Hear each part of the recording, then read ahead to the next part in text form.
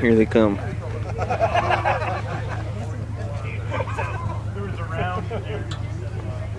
I had one in the chamber.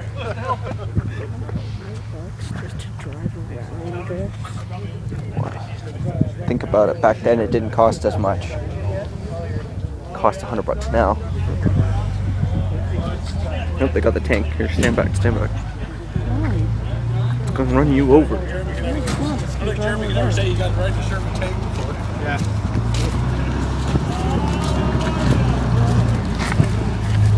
Well, they don't know. 37 coming out there. I bet on the tank.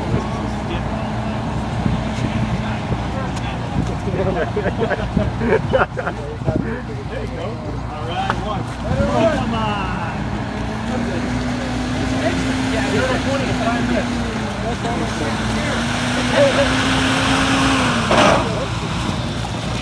It's a stick. Oh, you stalled.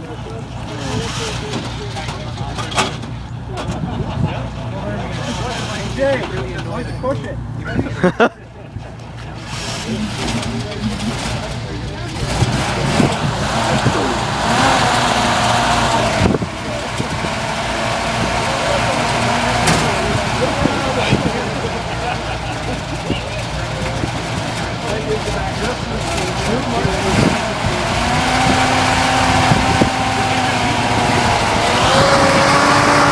Sorry, it's okay.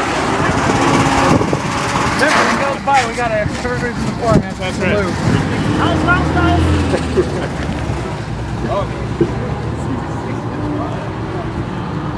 Let's go over here. All of the vehicles you're seeing are second World War vehicles.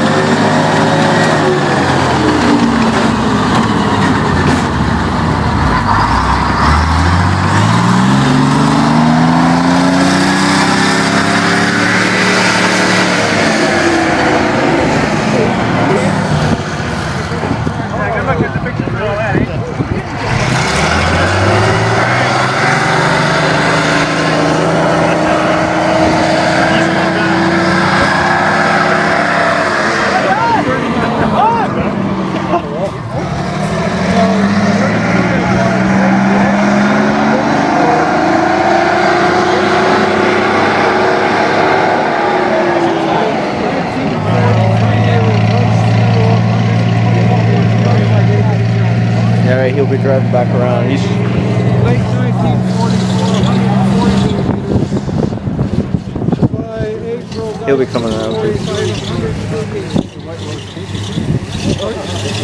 You're gonna be driving the Jeeps too. Alright, watch out. Stand back.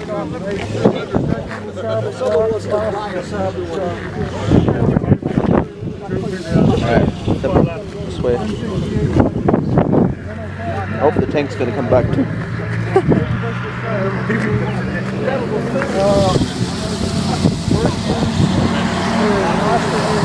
Yeah, step out of the way.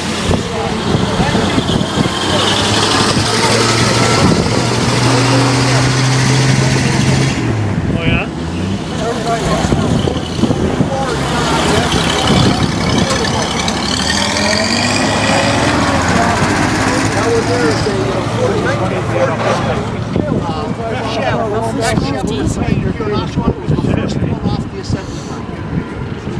I don't know how we got it, but the last vehicle is was the first vehicle off the General Motors line in Oshawa, and the Second World War when United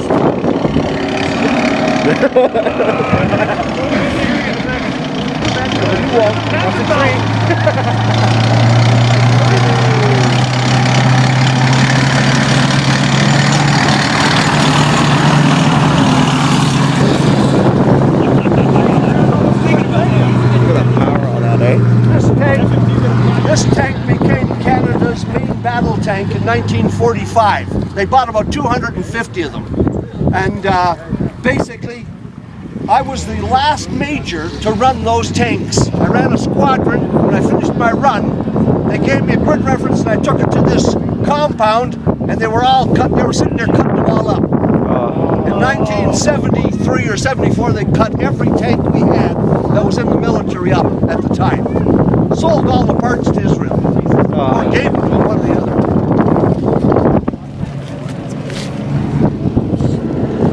Move back a bit, guys.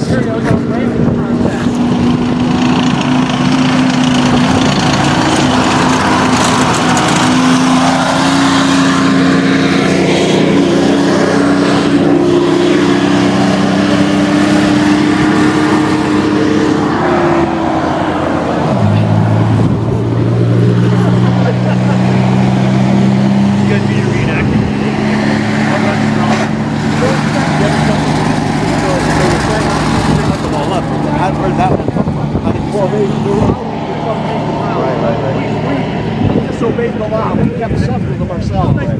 We finally found out about it. They turned around and said, leave me down, and he cut them up down here.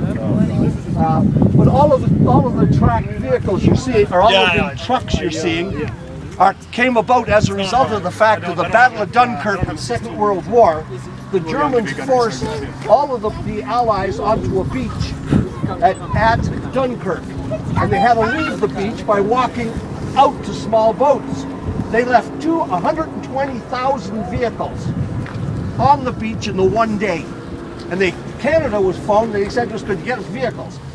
So Canada started building these vehicles. And they built them in all the same pattern. Every company was shut down.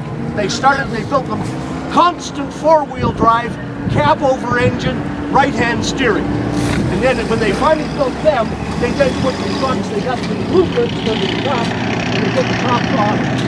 But these things, we ended up building between 800,000 and 1 million of those vehicles while we built our own. So it's quite a feat.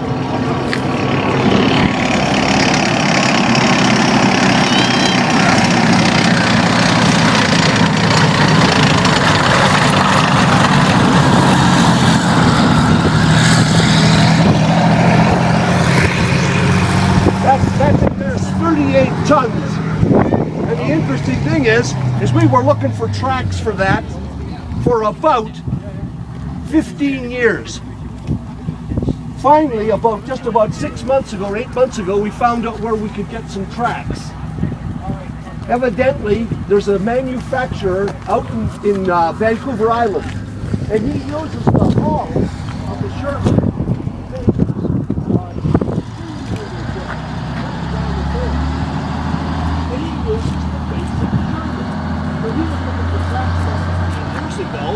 And he ended up in Japan.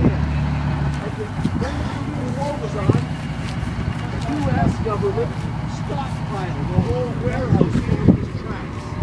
So he had to run across it. He bought the whole warehouse, which was Vancouver. So we bought a set of tracks, we just got them, and by the time we finished getting them on, it cost us somewhere around $15,000 for the 2 tracks. Each track weighs 2 tons. Long time looking for those pieces. Actually, we have another vehicle called the Chaffee. You go inside, you'll see it. It's the same age as this Sherman, 1944. And the Chaffee, we couldn't find tracks for it either, because they didn't make as many as they did the Sherman. And we looked, finally went to the computer, and we put it on the someone have a track for it. Some guy from Norway called us up and said, "Hey guys, I got a set of them in the packing case." So we turned around and he brought them down to the embassy. The army came by, picked them up, they put them on one of our planes, flew them back over here. And hey, I don't know what we gave them for it, but that's how we got the tracks to get the Chaffee.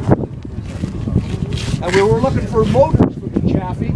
And the Chaffee used 2 flathead V8 Cadillac engines. And the first thing they did, one of our General Motors guys got on the telephone and started looking, and he got a reply back eventually that someone thought there were 2 of them in a crate down in one of the warehouses somewhere in the States. So we ended up with those 2 engines, and we ended up getting that thing. Quite interesting. This is they usually take about anywhere from about 5 to about 8 years to get a tank running. A vehicle, the air portable Dodge you saw go by, that vehicle took 6 years to get finished. And most of it was done by hand. You're running out of warehouses to scavenge from. Oh, you don't scavenge, you make the parts mostly. Yes. Yeah. Although now there are places where you can buy parts, like you can buy a complete Jeep. There's a Jeep, part of a Jeep in there. If you come back, I'll show you. They've ripped it right down to nothing. They had every piece off it, and they put the whole thing back together again.